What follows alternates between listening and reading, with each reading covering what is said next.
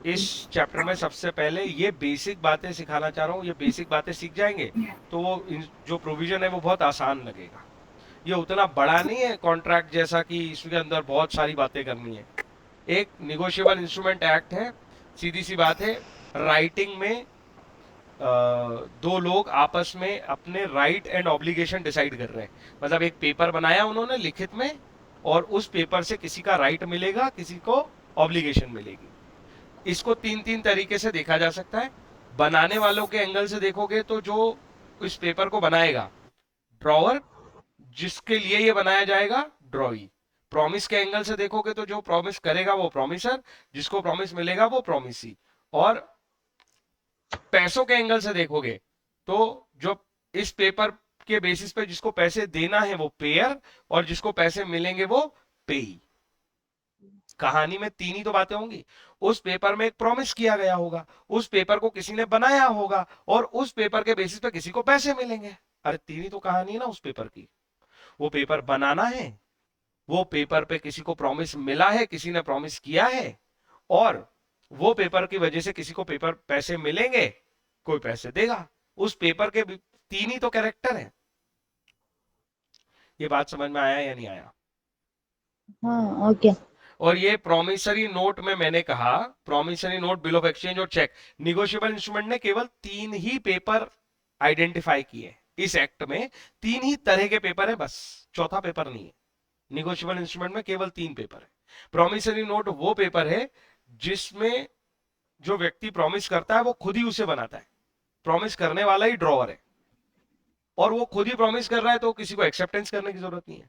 जबकि bill of exchange एक order instrument है। ऑर्डर मतलब एक व्यक्ति दूसरे व्यक्ति को ऑर्डर दे रहा है कि तुम मुझे पैसे दोगे या तुम उसे पैसे दोगे। कि जो भी व्यक्ति उसे ड्रॉ करेगा उस पेपर को, वो दूसरे को ऑर्डर देगा। तो ऑब्वियस बात है भैया, तुमने जिसको ऑर्डर दिया है वो एक्सेप्टेंस भी तो करेगा, तब तो वो पेपर वैलिड होगा। हाँ समझ नहीं आया? अंतर है तो बताओ। ओके। सपोज हम दोनों लोगों के बीच में तीन बातें होनी है। एक पेपर बनाया जाना है, एक व्यक्ति प्रॉमिस करेगा कि वो दूसरे व्यक्ति के लिए क्या परफॉर्म करेगा, और ऑब्वियसली वो पेमेंट परफॉर्मेंस ही होती है। ये पेपर्स केवल पेमेंट्स के लिए ही बनते हैं। तो एक दिन मुझे पैसे मिलेंगे, तुम पैसे दोगे। अब हम अगर ये पेपर बनाए तो सबसे पहला सवाल ये है कि इसे कौन बनाए। इसे मैं भी बना सकता हूं और इसे तुम भी बना सकते हो। अगर तुम बनाओगे तो ये कहलाएगा प्रॉमिसरी नोट, क्योंकि तुम्हें ही पैसे देने, तुम ही ये बना रहे हो। तो तुम ड्रॉवर हो गए। ड्रॉवर भी तुम ही हो गए, क्योंकि मैंने कहा इसको पेयर पेई से मत जोड़ना। ये सोचना कि ड्रॉ कौन कर रहा है पेपर, वो ड्रॉवर है। हाँ तुम पेयर भी हो, तुम ड्रॉअर भी हो, और तुम ही प्रॉमिस कर रहे हो। अब मुझे बताओ, इसको एक्सेप्टेंस की जरूरत है क्या इस पेपर को? नहीं। इसीलिए इंडिया में वो जो करेंसी नोट चल रहा है वो प्रॉमिसरी नोट है। किसका? आरबीआई का। उसको किसी के एक्सेप्टेंस की जरूरत नहीं है। नहीं। कि कोई एक्सेप्टेंस का साइन करेगा तब वो वैलिड होगा, नहीं, वो वैलिड ही है। प्रॉमिसरी नोट वैलिड ही होता है बनते से, क्योंकि उस पे जिसने प्रॉमिस किया वो खुद बनाएगा, खुद ही साइन कर देगा। समझ में आया क्या? ये बात समझ में आई कि इसको एक्सेप्टेंस की नीड ही नहीं है। लेकिन बिल ऑफ एक्सचेंज के बारे में सोचो। मैं ऑर्डर दे रहा हूं, मैं एक पेपर लिख रहा हूं कि तुम लोग मुझे इस तारीख को इतने पैसे दोगे। उसमें पैसे मैं डाल रहा हूं, बना मैं रहा हूं, पैसे दोगे तुम। तो क्या तुम वो पेपर देखोगे नहीं कि क्या क्या लिखा है, क्या तारीख है, क्या अमाउंट है? और जब तक देख। तुम उस पर साइन नहीं करोगे उसकी क्या वैलिडिटी है? ऐसे तो मैं किसी को भी ऑर्डर दे दूं मुझे 10 लाख रुपए वो देगा, और वो नहीं दे तो मैं कोर्ट में जाके वो पेपर दिखा दूं और उनसे बोलूं कि ये देखो, ये मेरे को पैसे नहीं दे रहा है, मैंने बनाया था ये पेपर। अरे इसका कोई सेंस नहीं। है? लेकिन नहीं। अगर वो तुमने ही लिख के दिया है, साइन करके दिया है कि तुम मुझे पैसे दोगे, उस पर किसी के एक्सेप्टेंस की जरूरत थोड़ी थी। वो पेपर वैलिड है, मैं ले जाके कोर्ट में दिखा दूंगा। तो बिल ऑफ एक्सचेंज को वैलिडिटी के लिए क्या जरूरी होता है कि, अब देखो, इसे बना कौन रहा है बिल ऑफ एक्सचेंज को? मैं बना रहा हूं। जिसको पैसे लेने हैं वो बना रहा है। प्रॉमिसरी नोट किसने बनाया? जिसको पैसे देने हैं वो बना रहा है। बनाने वाला तो ड्रॉअर ही कहलाएगा। इसलिए मैंने कहा था कि सीधे रटना मत कि पेयर ड्रॉअर है क्या, प्रॉमिसर ड्रॉअर है क्या। नहीं, जो बनाता है वो ड्रॉअर है। अरे कुछ समझ में आया कि ऊपर से जा रही है सब बातें? हाँ आ गया। इसे, इस कहानी को मैं एक और टोन में समझा दूं, चलो। अपना बिजनेस है, अपन दो तरह के काम करते हैं। प्राणियों के नाम बताना। इससे क्रेडिट पे गुड्स खरीदते हैं, और इसे क्रेडिट पे गुड्स बेचते हैं। बताना तो दोनों प्राणियों के नाम। हम्म, बहुत कठिन सवाल पूछ लिया मैंने। नहीं। ये क्रेडिटर है और ये डेटर है कि नहीं है? हाँ। तो जिससे आप क्रेडिट पे सामान खरीदने गए हो, वो वो मान नहीं रहा है यार, बोले आप पैसे नहीं दोगे कभी, तो तुम इसको राइटिंग में लिख के दोगे। हाँ। तो तुम दोनों के बीच में एक पेपर बनेगा, हाँ उसी पेपर की बात हो रही है, और कुछ नहीं है। ये पेपर इस व्यक्ति को राइट देगा, हमारी ऑब्लिगेशन बताएगा। हाँ। अब सवाल है कि ये पेपर कौन बनाए। इसे चाहे तो क्रेडिटर बना सकता है। अगर क्रेडिटर इस पे ये सब डिटेल डालेगा कि 3 महीने बाद बिजनेस उसे कितने पैसे देगा, सपोज अमाउंट डाल दे 10,000 रुपए देगा, तो सर्टेन सम सर्टेन पीरियड बाद उसे मिलेगा, ऐसा पेपर पे उसने लिख दिया। केवल उसके लिखने से काम चल जाएगा या हमें उस पर एक्सेप्टेंस देनी पड़ेगी? एक्सेप्टेंस देनी पड़ेगी। क्योंकि ये क्या बनाया उसने, ऑर्डर इंस्ट्रूमेंट। इसका ड्रॉवर ये है। लेकिन इस कहानी के अलावा अगर मैं कहूं ये पेपर हम बनाए तो हम बना देंगे। हम अगर बनाएंगे तो लैंग्वेज कैसी होगी, आई प्रॉमिस टू पे यू सर्टेन डेज बाद सर्टेन सम ऑफ अमाउंट, पक्का पे कर दूंगा, ऐसा लिख दिया मैंने। अब बताओ इस पेपर को एक्सेप्टेंस की जरूरत है? नहीं। मैं खुद ही लिख के खुद ही साइन कर रहा हूं, अब और कौन एक्सेप्टेंस देगा, मैंने कर तो दिया सब। तो ये बनते से वैलिड है, it does not need acceptance. तो इसे बोलते हैं प्रॉमिसरी नोट, ये जो अपन बोल रहे हैं कि आई प्रॉमिस टू पे। और वो जो बना रहा था उसे बोलते हैं बिल ऑफ एक्सचेंज। क्या अभी भी कहानी समझ नहीं आ रही? आगे। निगोशिएबल इंस्ट्रूमेंट का यूज बिजनेस में कहाँ हो रहा है, कैसे होता है, किस पर्पस का है, क्या ये सब बातें समझ में आई अच्छे से? हाँ ऐसी की ऐसी कहानी डेटर के साथ हम बनाएंगे। भाई डेटर हमसे उधार ले गया, हमको इसके साथ यही रिलेशन मेंटेन करना है कि एक पेपर चाहिए हमारे बीच में। तो सवाल ये होगा कि कौन बनाएगा? अरे बोलो ना हाँ या ना। हाँ ये डेटर के साथ पेपर बनाना है तो कौन बनाएगा, तुम बताओ। कौन बनाएगा तो क्या कहलाएगा? अगर हम बनाएंगे तो ये पेपर क्या कहलाएगा, अगर डेटर बनाएगा तो ये पेपर क्या कहलाएगा? ड्रॉअर ही कर रहे हैं। हाँ, दोनों में से जो बनाएगा वो ड्रॉवर कहलाएगा। हाँ। ठीक है, ये ड्रॉ करेगा तो ये ड्रॉवर कहलाएगा। हम बिजनेस है, हम ड्रॉ करेंगे तो ड्रॉवर कहलाएंगे। पर ये पेपर क्या कहलाएगा, मैं ये पूछ रहा हूँ। ये तो हम कहलाएंगे ड्रॉवर, तो पेपर को क्या बुलाए? अपन वो ये बिल्स ऑफ एक्सचेंज। यस, क्योंकि ये ऑर्डर इंस्ट्रूमेंट है। हाँ। वो इसमें कोई प्रॉमिस की भाषा आएगी क्या? नहीं। इसमें भाषा क्या आएगी, आई ऑर्डर टू पे you this and this amount after this and this month. हमारी भाषा तो ऐसी होगी ना कि इसमें ये लिख दोगे आई प्रॉमिस टू पे यू। नहीं। और अगर इसे डेटर बनाता तो ड्रॉवर कौन होता, तो डेटर ड्रॉवर हो जाता। हाँ। पर ये कहानी थोड़ी, दोनों एक साथ थोड़ी एग्जिस्ट करेंगे, कोई एक ही बनाएगा। वो डिसाइड हो जाएगा दोनों में कि कौन बना रहा है। अरे बोलो समझ में आ रही है बात क्या है? इसको प्रैक्टिकली समझ लोगे तो आसान है। ये अगर डेटर ही बनाता तो यहां भाषा आती आई प्रॉमिस टू पे यू।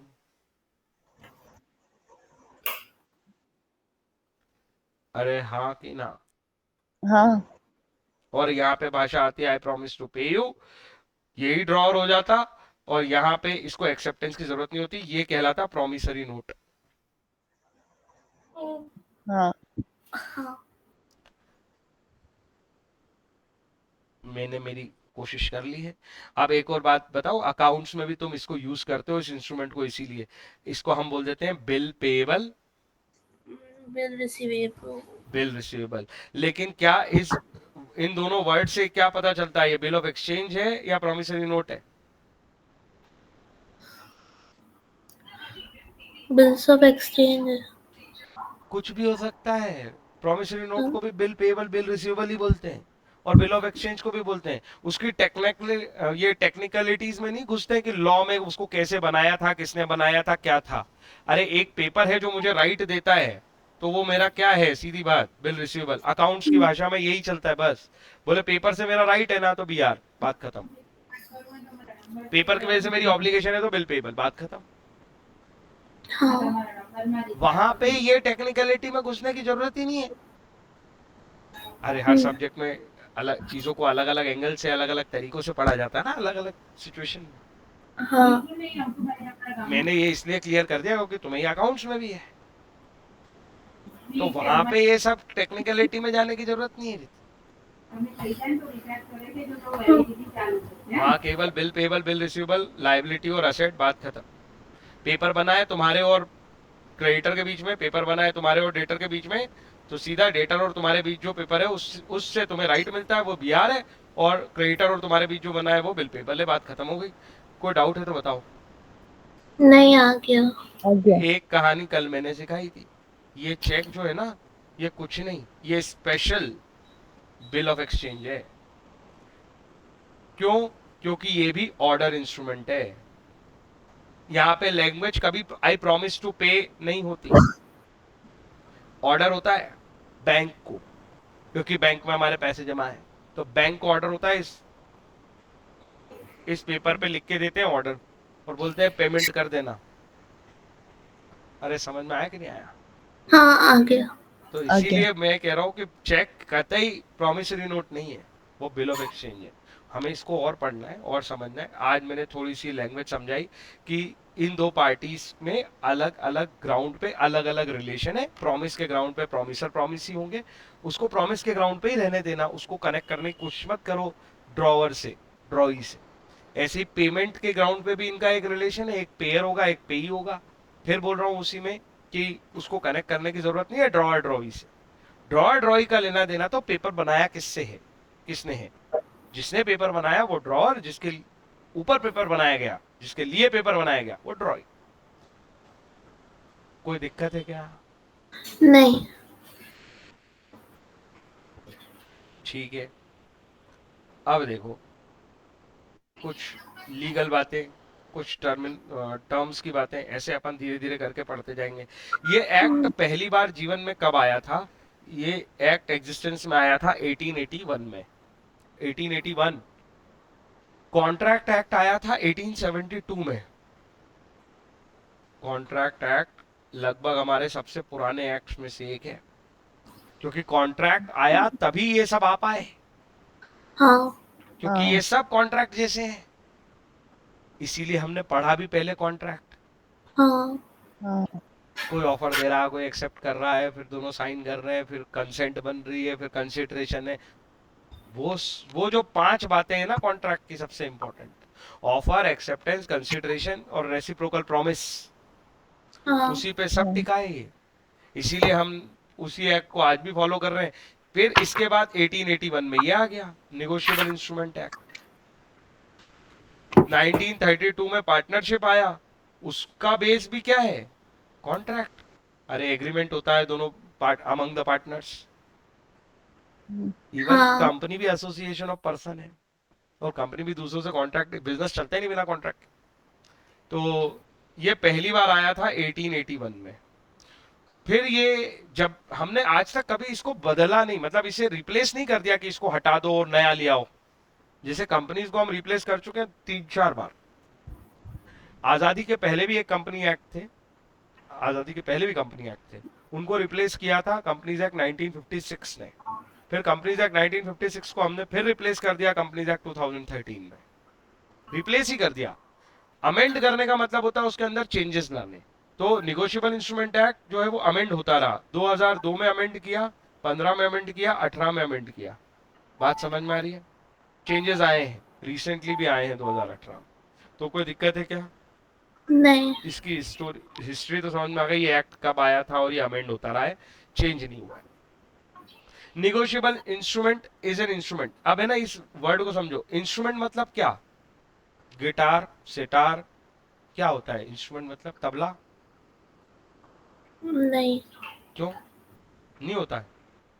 होता है, पर ये वाला वो नहीं है। ये वाला वो नहीं है। सब्जेक्ट अलग अलग होते हैं सर, तो वर्ड के मीनिंग अलग अलग लेने पड़ते हैं। बोलो हाँ हाँ या ना? म्यूजिक हाँ में पढ़ रहे हो और इंस्ट्रूमेंट वर्ड आएगा तो हम वैसा मीनिंग लेंगे। हम लॉ पढ़ रहे हैं, जब भी लॉ पढ़ रहे हैं और इंस्ट्रूमेंट वर्ड आ गया, हम्म, तो इंस्ट्रूमेंट वर्ड का क्या मीनिंग लेंगे हम लॉ में? एक ऐसा पेपर या डॉक्यूमेंट, यू कैन से, जो लीगल हो चुका है। लीगल हो चुका है मतलब समझना क्या क्या हो चुका है उस पे। लीगल डॉक्यूमेंट होने का मतलब होता है उसके ऊपर स्टैंप ड्यूटी पे कर दी गई है। स्टैंप ड्यूटी पे करने का तरीका क्या होता है? आप स्टैंप वेंडर से एक स्टैंप खरीदते हो, स्टैंप देखा ना, 500 रुपए, 100 रुपए, 10 रुपए का ऐसा स्टैंप पेपर होता है, उसके ऊपर ऐसा नोट जैसा छपा होता है, उस पर लिखा होता है 500 रुपए।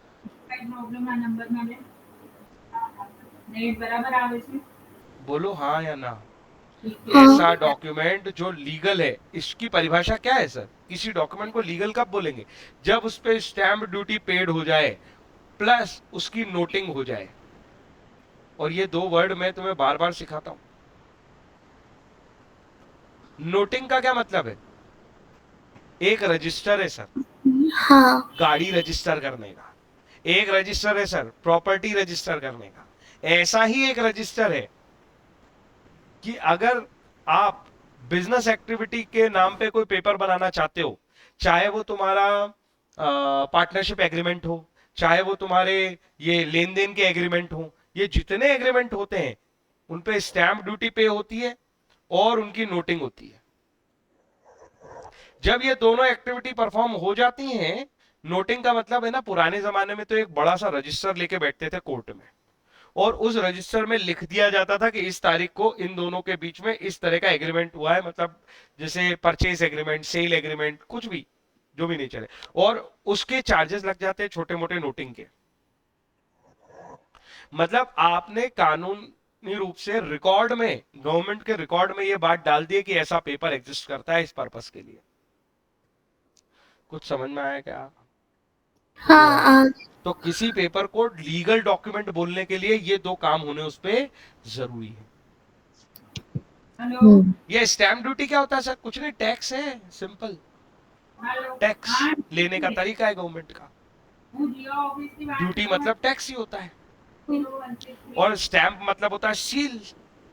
तो गवर्नमेंट का ठप्पा लगेगा, उसके लिए गवर्नमेंट आपसे टैक्स लेगी। किस बात का? जैसे तुम गुड्स बाइंग सेलिंग करते हो तो टैक्स नहीं देते हो, इनडायरेक्ट टैक्स देते हो ना। इनकम कमाते हो तो डायरेक्ट टैक्स देते हो। ऐसे ही जब भी कोई लीगल डॉक्यूमेंट या एग्रीमेंट बनाओगे किसी के साथ, कोई उसके, उस एग्रीमेंट के बेसिस, आपको एग्रीमेंट चाहिए तो आपको स्टैंप ड्यूटी पे करनी है, सीधी बात। तो ही वो लीगल एग्रीमेंट बनेगा। कोई डाउट? नहीं। तो टैक्स लेना किसी इवेंट पे डिपेंड करता है हमेशा। जैसे इंपोर्ट ड्यूटी लेनी है, तो बाहर के देश से अपने देश में गुड्स लाए इसलिए टैक्स दे दो। आपने कुछ परचेज किया, जीएसटी दे दो। आपने इनकम कमाई, इनकम टैक्स दे दो। वैसे ही अगर आपने कोई एग्रीमेंट बनाया जिसको आप लीगल वैलिडिटी पे लाना चाहते हो कि कल को इस पेपर को एविडेंस की तरह से प्रेजेंट कर पाऊं मैं कोर्ट में, वो लीगल डॉक्यूमेंट बन जाए, उस डॉक्यूमेंट पे मेरा राइट आ जाए, ये पेपर के बेसिस पे सूट फाइल हो पाए, तो भैया उसे लीगल डॉक्यूमेंट बनाना पड़ेगा, उस पर स्टैंप ड्यूटी देनी पड़ेगी, उसकी नोटिंग करानी पड़ेगी, तब वो लीगल डॉक्यूमेंट बनेगा। और ये ऐसा ही लीगल डॉक्यूमेंट जो right and liability, vice versa, right and liability दो पार्टीज के बीच में बनाता है, बिटवीन टू पार्टीज एस्टेब्लिश करता है, ऐसा लीगल डॉक्यूमेंट ही क्या कहलाता है लॉ की भाषा में? इंस्ट्रूमेंट। ये सब क्वालिटी जिसमें होगी तब बनेगा वो क्या? इंस्ट्रूमेंट। तो ऐसा लीगल डॉक्यूमेंट जो दो पार्टी के बीच में राइट और लायबिलिटी बनाता है, रेसिप्रोकल प्रॉमिस दिखाता है। एक पर्सन पे करेगा, दूसरे पर्सन को पैसे मिलेंगे, फाइनेंशियल वैल्यू का लेन देन होगा, गुड्स का हो सकता है, फाइनेंशियल वैल्यू का हो सकता है। फाइनेंशियल वैल्यू बोल दिया मैंने पैसों के लिए, तो वो कहलाएगा इंस्ट्रूमेंट। अब ये निगोशिएबल वर्ड का मतलब क्या है? बहुत मजेदार वर्ड है निगोशिएबल। निगोशिएबल का यहाँ पे मतलब है फ्रीली ट्रांसफरेबल। निगोशिएबल का मतलब है जिसके बे ऐसा इंस्ट्रूमेंट बना दो जो निगोशिएशन कराने में सक्षम है लोगों के बीच में। जैसे गुड्स लिया तो इंस्ट्रूमेंट दे दिया वो भी काफी है, जैसे चेक दे देते हैं, और उसके फायदे ये हो जाते हैं कि मैं आगे भी उसे यूज कर सकता हूँ। भाई ये जो ये कहानी थी मैंने बताया था इसमें पहले भी तुम्हें कि एक बिजनेसमैन को उधारी पे काम करने में दिक्कत क्या है। आज हमने इसको गुड्स उधार पे बेच दिया। सपोज करो हम बिजनेस है और हमने यहाँ पे आज उधार पे गुड्स बेच दिया डेटर को। भैया हमारा गुड्स चला गया और अपनी जेब में पैसे भी नहीं आए, उधार पे बेचा है तो हम एक पेपर ले लेंगे। ये पैसे बाद में देने को रेडी है तो हम पेपर ले लेंगे। बाद में कभी ये जैसे मेरे पास पैसे नहीं है पर ये पेपर है, तो मेरे परचेजर को भी मैं ये पेपर दे के बोलूंगा यार ये पेपर रख, पेमेंट आएगा तू ले लेना। तो मेरे खरीदारी करने में भी ये पेपर यूज हो जाएगा। तो जो काम करेंसी करके देती थी निगोशिएशन, ये निगोशिएशन करेंसी करके देती थी, तो हमने करेंसी का अल्टरनेट बनाए हैं। तो बेसिकली वही काम ये पेपर करके दे रहा है लगभग। पर ऑब्वियसली ऐसे पेपर के लिए कुछ नियम कायदे कानून होने चाहिए। ये पेपर कैसे बनाया जाए, ये पेपर वैलिड कब होगा, इस पेपर पे किसके क्या राइट और क्या लायबिलिटी होगी, कितने तरह के ऐसे पेपर बना सकते हो। तो केवल 3 तरह के पेपर हमारी इकोनॉमी में ऐसे चलते हैं इंडिया में। ये एक्ट 3 ही तरह के पेपर को वैलिडिटी देता है। ये बात समझ में आई कि नहीं आई? हाँ आ गई। इस पेपर को ट्रांसफर करने के 2 तरीके होते हैं। एक होता है सिर्फ डिलीवर कर दो, दे दो, बस हाथ से दे दो किसी को, वो ले ले आपसे, इसको बोलते हैं डिलीवर करना। एक होता है एंडोर्समेंट एंड डिलीवरी, मतलब जिस व्यक्ति को दे रहे हो उसका नाम भी मेंशन कर दो। अरे कुछ समझ में आया कि नहीं आया? नहीं आया हो तो मैं बताता हूँ। आया। इसमें एक सबसे बढ़िया तरीका है चेक पे, अभी समझ में आ जाएगा। तुमने चेक देखा है ना? चेक देखा है ना? हाँ, उसमें एक यहाँ पे अमाउंट लिखने की जगह होती है, यहाँ पे लिखते थे वो इन वर्ड्स अमाउंट लिख दो, यहाँ पे सिग्नेचर करने की जगह होती है, साइन कर दो, यहाँ चेक नंबर डाला होता है। अरे हाँ या ना? हाँ सबसे पहली लाइन किस बारे में होती है? जिसको दे रहे हो उसका नाम। हाँ, तो अगर तुम चाहो कि यहाँ पे तुमने सपोज 10,000 रुपए लिख दिए, या वर्ड्स में भी 10,000 रुपए लिख दिए, है ना, चेक पे साइन भी कर दिया और ये जगह खाली छोड़ दी, तो क्या ये इनवैलिड चेक है? ये नहीं। बैंक में जाएगा तो पैसे निकलेंगे कि नहीं निकलेंगे? बताओ बताओ। तुमने नहीं लिखा नाम, हाँ। तो इस चेक से पैसे निकल जाएंगे कि नहीं? नहीं। एक काम करना, मेरे को फीस का चेक दे देना ऐसा, फिर तेरे को पता चलेगा निकलेंगे कि नहीं निकलेंगे। निकल जाएंगे। उसमें क्या कमी है? मेरा नाम नहीं है। नहीं निकल जाएंगे क्योंकि साइन और ऐसे चेक को बोला जाता है बियरर चेक। हाँ। जो बियर करेगा ना इसे, उसका फ्रीली ट्रांसफरेबल होने के लिए लोग ऐसा चेक देते हैं। अरे 10,000 के ऊपर तो जाएंगे नहीं ना, लिखे हैं यहाँ वर्ड्स में, लिखे हैं यहाँ अमाउंट लिखा है। हाँ। पर अगर तुम मेरा नाम लिख दोगे और मुझे इसे आगे ट्रांसफर करना होगा तो मैं मेरा नाम काटूं, फिर कटा हुआ चलेगा? बैंक में चलता है, उस पर कटपिट हो जाती है तो चलता है? या बैंक वाला बोलेगा ये पता नहीं है ऑनर ने दिया है कि नहीं? नहीं, इसके अगेंस्ट नहीं। चेक पे कोई काटा पिटी नहीं चलती है, बिल्कुल भी नहीं। हाँ। हाँ, तो अगर तुम मेरा नाम लिख के दे दोगे मुझे, तो इसकी प्रॉब्लम जानते हो क्या है मेरे लिए? मेरे लिए प्रॉब्लम ये है कि अब मेरे को ये, अगर मुझे सपोज मुझे भी किसी को पेमेंट करना है तो मैं ये चेक दे सकता था, पर मेरा नाम लिखा है तो अब मैं नहीं दे पाऊंगा।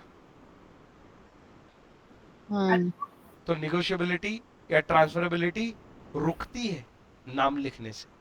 नमस्ते भाई। कुछ समझ में आ रही बात की ऊपर से जा रही है सब? बात करूंगा तुम्हारा आ रही है। तो अगर तुम मुझे इसे नाम लिख के दोगे, आज हमारा नंबर में रिचार्ज पति दिए तो तुमने मुझे दोनों है, लेकिन अंतर देखना, इसीलिए मैं सिखा रहा था। हाँ तो भाई ने Negotiable instrument means document which is freely transferable तो नहीं है by the custom of trade net में कोई problem from one person to another। ये एक व्यक्ति से दूसरे को ट्रांसफर हो सकता है मेयर बाय डिलीवरी, और तरीका नंबर 1 केवल डिलीवर कर दो, या फिर उसे एंडोर्स करो, मतलब उसका नाम मेंशन करके उसे डिलीवर कर दो। तुम बिना नाम मेंशन करे भी डिलीवर कर सकते थे मुझे, और तुम नाम मेंशन करके भी मुझे डिलीवर कर सकते हो। अरे कुछ समझ में आया क्या? अभी भी ऊपर से गया? आया। हम्म,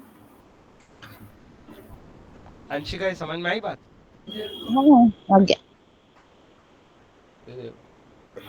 act does not define the negotiable instrument. ये देखो मजेदार बात, एक्ट ने तो इसको डिफाइन किया ही नहीं, पर सेक्शन 13 कहता है, ये डेफिनेशन नहीं है जो भी ऊपर लिखा है, ये भी रटना नहीं है, बस समझना था ये बात। सेक्शन 13 ये कहता है bill of exchange, promissory note और cheque payable either to order और bearer. There are 3 kinds of negotiable instrument only.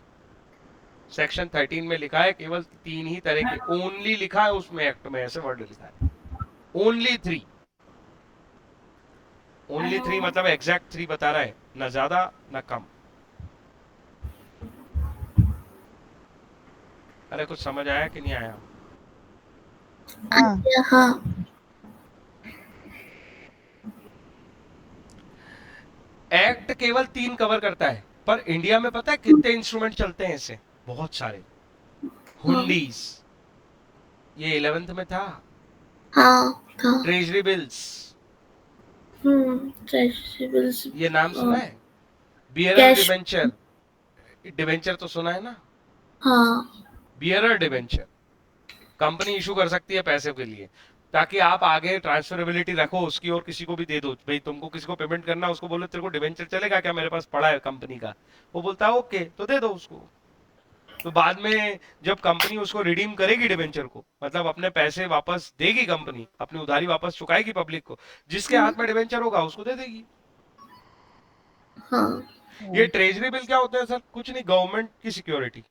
Government को कुछ फंड चाहिए तो पब्लिक से रेस कैसे करती है? वो पेपर इशू कर देती है पब्लिक को, उसको, उस पेपर को बोलते हैं T bill, treasury bill. Treasury bill का मतलब पता है क्या होता है? खजाना। किसके पास है? गवर्नमेंट के पास। तो ट्रेजरी बिल गवर्नमेंट इशू करती है, किसके थ्रू? आरबीआई के थ्रू।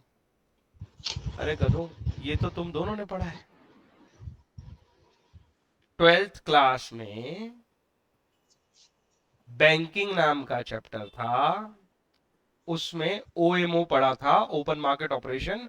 आरबीआई के फंक्शन पढ़े थे। गवर्नमेंट की सिक्योरिटी इशू करने का काम आरबीआई करती है, और आरबीआई के थ्रू ही टी बिल आते हैं। हाँ ये शॉर्ट टर्म फाइनेंस में भी पढ़ा था, ये शॉर्ट टर्म फाइनेंस का एग्जांपल है। ये बिजनेस में पढ़ा था 12th में, लॉन्ग टर्म फाइनेंस और short term finance. Government finance लेती है ट्रेजरी बिल से। इसके अलावा देखो रेलवे रिसिट, ये क्या होती है सर? जिसे सपोज कुछ कोई गुड्स है जो मैंने मंगाया है ना मुंबई से, तो रेलवे डिपार्टमेंट से एक रिसिट होती है ना? नॉर्मल भाषा में बोले तो ये एक तरह का रेलवे ये कह देता है कि यार ये कस्टडी मेरे पास है, और ये रिसिट जिसके पास होगी उसको हम गुड्स दे देंगे। तो ये भी तो निगोशिएबल हो सकता है ना? जैसे कि मैंने सपोज मुंबई से माल मंगाया है, और मैं ट्रेडर हूं सिंपल, वो माल मुझे बेचना है, तुम मुझे मिल गए और तुम रेडी हो कि हाँ ऐसा ऐसा गुड्स मेरे को चाहिए। मैंने कहा यार मेरा माल आ रहा है, मैं तुमको दे देता हूँ, तुम मुझे पैसे दे दो। ऐसा गुड्स है ना, वहां पे भी बिक जाता है। किसमें? सी पे। वो रास्ते में ही होता है सी, वो रास्ते में ही होता है सामान, फॉरेन से आ रहा है, ठीक है, और मेरे पास केवल इसी तरह की एक रिसिट है जिसको हम बोलते हैं बिल ऑफ लीडिंग, ये भी 11th में था, हाँ नमस्ते भाई। इंपोर्ट एक्सपोर्ट में। वो पेपर जब इंपोर्ट एक्सपोर्ट पे आता है तो बिल ऑफ लीडिंग कहलाता है, और हमारी ट्रेन वगैरह से चलता है तो रेलवे रिसिट है, दोनों का काम एक ही है। ये पेपर जिसके पास होगा, तो उज्जैन अगर सामान उतरना है तो रेलवे स्टेशन पे जाके मेरे पास पेपर है तो मुझे सामान मिलेगा, तुम्हारे पास पेपर है तो तुम्हें सामान मिलेगा। ऐसा ही वहां हो जाएगा। कहाँ पे? कोई प्रॉब्लम तो नहीं सी शोर पे इंपोर्ट होके आ रहा है कोई गुड्स, तो बिल ऑफ लीडिंग ले जाओ, जिसके पास बिल ऑफ लीडिंग होगी उसका गुड्स है। हाँ, इसका मतलब चोरी वोरी वाली नहीं होनी चाहिए, सीधी सी बात है, वो तो करेंसी भी चोरी की होगी तो तुम्हारी थोड़ी है। तो बिल ऑफ लीडिंग और रेलवे रिसिट भी लोग निगोशिएशन के लिए यूज कर लेते हैं, आपस में एक्सचेंजेस के लिए यूज कर लेते हैं। पर ये जो सारे तरीके हैं ये ट्रेडिशन है, कस्टम है। कस्टम मतलब समझते हो ना? ये कस्टम वो क्या बोलते हैं उसे, प्रथा अनुसार ऐसा चलता है, ऐसा वो ट्रेडिशन एंड कस्टम वाला कस्टम है ये। कोई डाउट है तो बताओ। नहीं। पर इनमें से किसी को भी hundi, treasury bill, railway receipt, bearer debenture negotiable instrument recognise नहीं करता, मतलब उस इनमें से किसी इंस्ट्रूमेंट पे निगोशिएबल इंस्ट्रूमेंट एक्ट 1881 नहीं लगेगा, इनकी कोई लीगल वैलिडिटी नहीं है, ये सिर्फ मर्केंटाइल कस्टम के नाम पे चल रहे हैं दुनिया में। कुछ समझ में आया कि नहीं आया? हाँ आया। तो ये सारे पेपर जो हैं वो निगोशिएबल इंस्ट्रूमेंट नहीं है। निगोशिएबल इंस्ट्रूमेंट एक्ट में सेक्शन 13 में केवल तीन ही पेपर को क्या दिया है उनने, तीन ही पेपर को ये राइट दिया है, तीन ही पेपर को ये राइट दिया है कि इनको हम कंसिडर करेंगे कि ये निगोशिएबल इंस्ट्रूमेंट है और इन्हीं के ऊपर ये रूल लगेगा, और किसी पे रूल नहीं लगेगा। ये समझ में आया? हाँ। हाँ। ठीक है।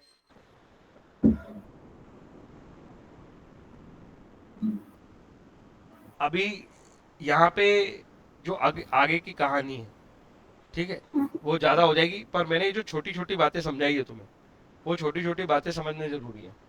हाँ। क्या क्या समझा हमने, फटाफट रिवाइज करते हैं।